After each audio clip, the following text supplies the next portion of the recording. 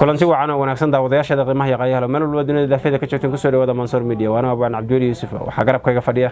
wariye Yaasir BR Yaasir Sadow aad baa maasatay Cabduuli waana ka mahadnaqaya fursadan qaaliga ah aad siisay aad baa mahadsan tahay maalmihii ugu dambeeyay waxaad aad u haysay ama falanqaynteeda aad social media ku arkaysay dhacdooyinka Soomaalida ka dhaca mid ka mid ah waliba mid aad u sii foolxumo ka duwan nin dhalinyaro ah oo socda oo deegaan kale intuu lug ku tagay la dilay oo waliba dumar ay dileen dhacdooyinka saaran waxa kamid ah in dumarkii ay dileen midda labaad waxa ahayd inuu ninku laftirkiisa magangaliya doon dartiis uu xataa qabiilo kala sheegtay bal arrinta maxaa kala socota horta dhacdada ka dhacday Galdogob ay gaarkeeda gaar ahaan gobolka Mudug dabcan waxay tilmaamaysaa dhacdo aad u farxinay tahay yani dadka falkaas sameeyna waxay jabka bilaadanka ka bixin bal oran karaaba dabcan gobolkaas waa gobol inta badan ay dad badan degan yihiin colaaduna ay ku badan yihiin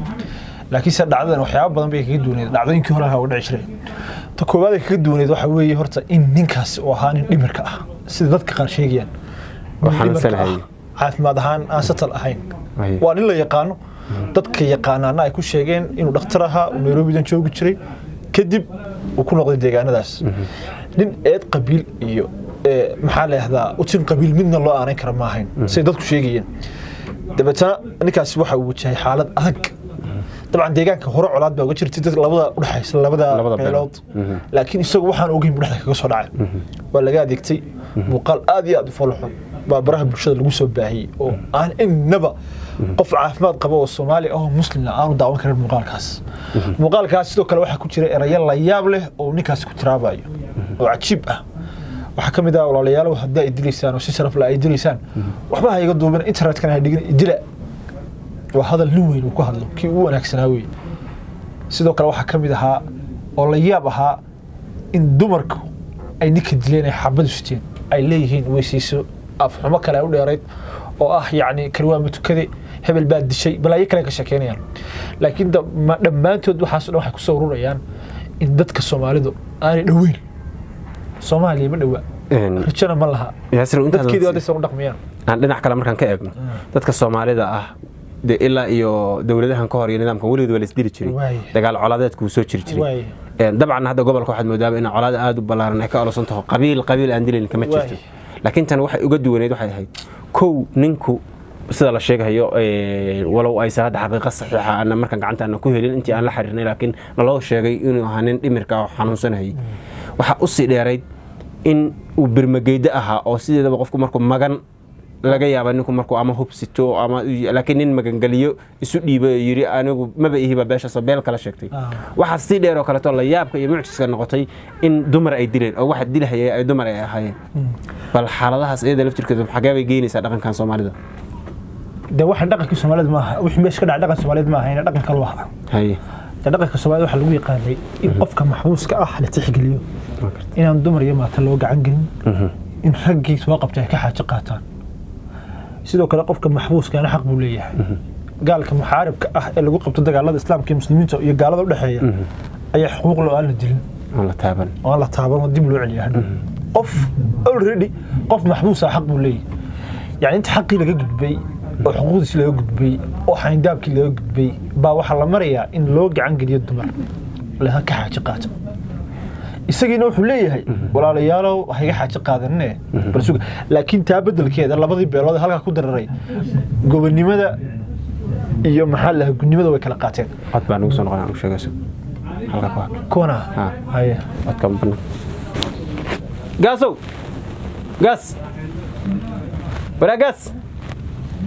gas wala gasow denika amsi wuxuu duwanayaa waragaas denika amsi wuxuu duwanayaa ma bilowna xagee meesha maraysa ka soconaysa ku soco labadii beelood ee halka ku diriray dabcan ninkaas qoladii uu sheegtay loo dilay qol ahaan loo dilay iyo qoladii ninka dishay niyo gobonimada iyo koobka gudnimada way kala qaateen anigu beeshii ninka marxuumka ah ka soo jeeday gobonimo u haya waxa jira muuqaal kale oo ka lamid ah oo nin qoladan ay dumarkooda wax dilayaan oo isna la qabtay oo nin la qabtay baa sidii rag loo dhaqmay war dadku waa dad walaal ah waxa isku indira waa shaydaane waxba iskuma haynay ka aad ka soo duulimaad ka tii kanad ku soo duulimaad ka tagtay dadku waa isku mid haalin noqo soo dhawow oo si wacan loo soo dhaweeyay si wacan marka labadii reer halka ku diriray kiiskii iyo koobkii gobonimada way kala qaateen anigu marka hadii aan qof Soomaali ah maanta laga bilaabo beeshii ninka sida xun ka yeeshay ee dumarka u gacan gelisay waxaan ka aaminsanahay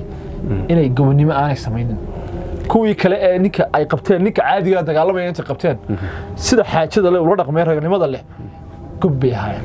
mid kale ku darso deegaanka sidaan ognahay labada beelood markii laga yimaado gobolka dhan baa la ishayaa waa loogiye beela badan baa ishay waa loogiye dhaqankan soo laftirkiisa noqon mahay xeer cusub oo ku soo biiray of course maxaa diidaya بريتو لك مالين نكاس أتساء كي شيء إلا دوك ووريكتو بوقتها هذه قعدت كوجو مشرا أنا قعدت كوجو مشرا ما أنت وشي ونكسن هذه كورة نكسن بريتو اللي جاي أنا جاي ونكسن هذا سواء هو محله وهركل اللي يسجل وح حقيقة وعن خبان كل عرنية إن بريتو لك مالين هدي دجال نعو محابس لبعض دعس كقبتان وقلدي نيكو سال لو قلي فعل كدرن بايس منين دت كل عيبسن ماي أنا كل عيبسن ماي بعده waxaan leeyahay de hore u sameeysan waa caadi ku socda qof kale Soomaaliya anu ku cibsan maayo sababta idinka jidiyay wadada idinka jeexay waa wadada jeexdeen ma laakiin qatarteeda ay leedahay oo laftirkooda waxa laga yaabaa in looga digo de waxay noqonaysaa waxaan wax ku fidahaya deegaanka oo saameyn ku yeelanaya way baahay laakiin de way adagtahay in looga digaba sababta qofka bilaadanka mashaacir buu leeyahay moogtahay dad uu ilaahay garashadiisa way jiraan laakiin qofka bilaadanka mashaacirta ku duuban waxa weeye maxaa leedahay la xiriira waxa weeye in بريتو لك مالين هدي دجال دعو وحي وحسوسنا عليه كدم وفركي صبيناه لكن دقن كاس halka ka dhacay dhaqan wanaagsan oo diinteena islaamka ah iyo dhaqankeena Soomaaliga ah mid ku wanaagsan maaha hadii aan Cabdulla ku soo noqdo gobolka ay shilku ka dhacay ay dhacdo foos xul ka dhacday waa gobol markasta culaad jooga beelaha wada degan waa la yaqaanaa beel nabad gelisaa ma jirto طبعا beel nabad gelisaa ma jirto meel walbana dhufays baa ka qodan xabada isku jirta inta beelooda meeshaas degan dhufays isku jiro ilaahay baa og aad buu tiro badan yahay dabcan deegaanka markii loo fiiriyo laakiin runtii waxay ahayd dhacdo aad bulshadan u argagax gelisay dadka aqliga u saaxiibkaana saameyn badan ku yeelatay laakiin si guud markii loo soo dulmaro ama dhacdadan waxay tusinaysaa colaaduhu mar hadii la joogteeyo oo sidaan ay u socoto bini'aadamku waxay ka gudbayaan xayndaabkii bini'aadanimada bahal soo baxaya bahal bay u soo baxaya waayo waxa laga tagayaa akhlaaqiyadkii hadad gadaal u xasuusisid bal birmageydada Soomaalida waxa la yiraahdaa birmageyda jirtay birmageydada dabcan dadka dhalinyarada waxa laga yaabaa inaan garan laakiin haddaan xasuulo waxa kamid ah dadyow aan saaxada dagaalka marka la joogo aan lagu saqjaamin waxa koow ka caruurta haweenka dadka xanuunsan iyo dadka maxbuuska intaas waa barbageedo culimada kala kamid ahaan jirtay culimada indheer garadka shuyuukhda adigu dadka xulka ah ee aan dagaalka ku jirin markaa لكن نك قولي سوق قاطع يعني نك لا قولي سوق قاطع واحد كلا هلا بالليه دي لو لبا ciidan soo jeedo taas waa caadi wara xaalad dagaal laakiin waxa kale wali arinta cajiib kale ka sii dhigtay waxa ahayd dhaqanka Soomaalida waxa kamid ninku haduuba beel sheegto iyadoo la garanayo inuu xataa beeshaas ahayn lama oran jirin lama tiid magan galiyo doonka qayb kamid ay ahaan jirtay haduu ninku yiraahdo reer hebel ma iyo reerkaas baa laakiin hadda waxaad buudisaa in si fool xun loola dhaqmay ninka maxbuuska ah ee Soomaaliga ah dadka saa ula dhaqmayna waa dumar Soomaaliyeed laakiin anigu dumarka lama yaabin ee ku gacan galiyay ragga ah ayaa la yaabay ilaa loo gacan galiyay ninka sida waxaanu sida ku afmeeri doonaa barnaamijkeeni walaalka Yaasir ila falanqeynayay ee ka dhacay gobolkaas Mudug iyo dabcan galmudug oo dhan oo ay ka jirto xolaad aad u xasaasiya oo maalmihii ugu dambeeyay beelaha Soomaaliyeed halkaas ay dhilay ka soo yeereysay mid kamidana ay ahayd dhacdada hadda halkan ku falanqeynaynay dabcan social media hore u taalay oo walaalkay uu soo qaadanayay xogo fara badan oo uu ka hayay waxaan intaas idinku soo gabagabaynayaa barnaamijkii anigoo Abaan Cabdulla Yuusuf aan idin la socodsiinayay